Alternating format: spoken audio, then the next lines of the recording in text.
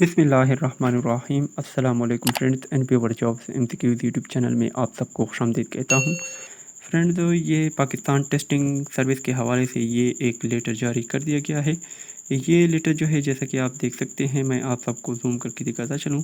ये स्किल यानी typing test का लेटर है।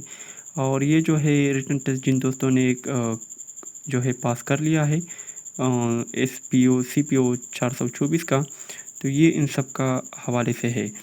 तो इसके ये स्किल टेस्ट जो हैं PTS लेगा।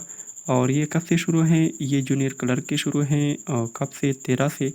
और इसके अलावा बाकी जो हैं ये हैदराबाद के हैं। CPO हैदराबाद सेंटर के जो हैं ये 13-14 यानी 15 तक होंगे। 13 से शुरू होंगे, 15 तक होंगे। सक्कर के जो होंगे वो भी इसी तरह से होंगे। कैंडिडेट जो है आपके सामने लिखी हुई है। और इसके अलावा इसका जो है आप रोल नंबर स्लिप अपना डाउनलोड कर सकते हैं PTS की ऑफिशियल वेबसाइट से। तो ये थी मेरे पास अपडेट। वीडियो पसंद आने की सूरत में लाइक और शेयर करें और हमें सपोर्ट करें। अल्लाह हाफिज़।